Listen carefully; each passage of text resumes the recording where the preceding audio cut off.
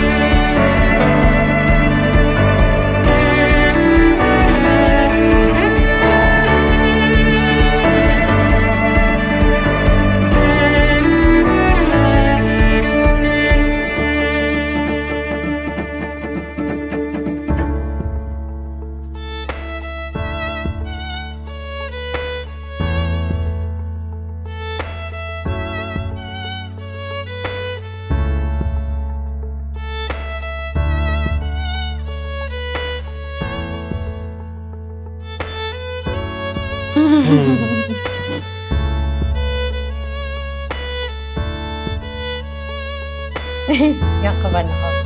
Pray tayo.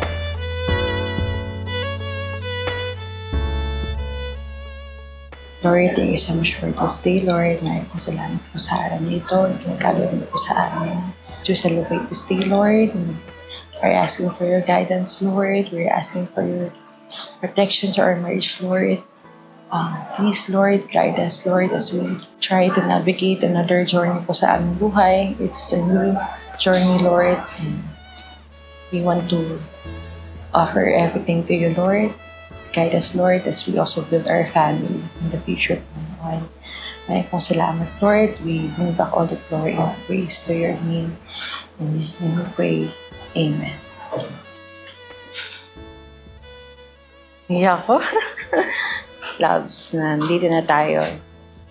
Back then, we saw and understood love and relationship through completely different eyes. May mga times na hindi ko maintindihan mga sinasabi mo. Napapaisip ako kung sino ba dapat madalas mag-a-adjust sa ating dalawa. May mga hindi pagkakaintindihan, napapataasan ng pride, at madalas natanong kung sino ba dapat ang unahing maintindihan o masusunod. It's no surprise that it took us time, magka 3 years din pala, to truly understand each other. 3 years of hard work, 3 years of trying and solving things together, 3 years of learning how to speak gently, 3 years of healing ourselves so that we can heal each other. Teacher ako by profession, pero I learned many things because of our relationship. Meron akong 3 bagay na tututunan talaga. First, I have learned that love requires perseverance, effort, and commitment to make it work. It's about being strong enough to stay, work through challenges, and choose each other even if it's easier to walk away. Ang hirap pero kinakaya at kakayanin natin ang magkasama. Walang madaling pagkasama pero dahil kasama kita gumagaan ang lahat. May kasama ako sa lahat ng oras, sa saya, lungkot, pagkatalo at tagumpay.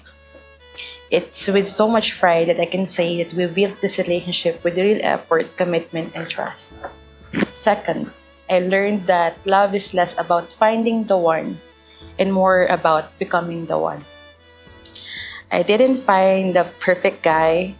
Instead, you grew into the person who's fit to stand by my side.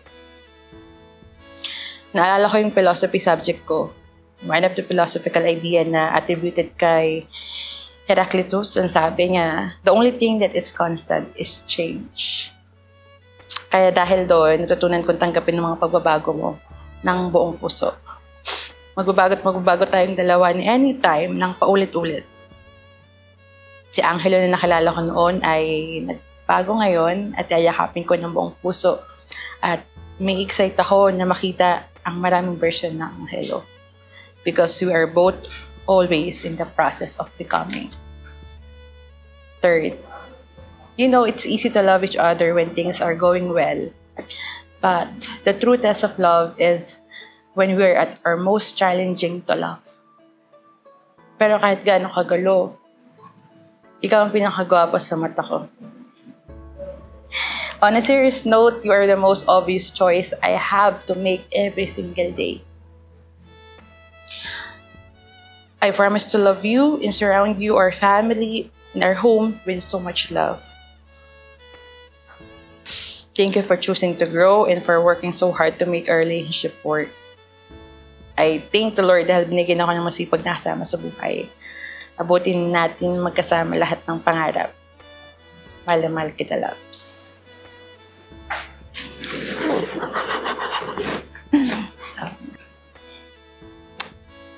My one and only Maria Eloisa Gakusan.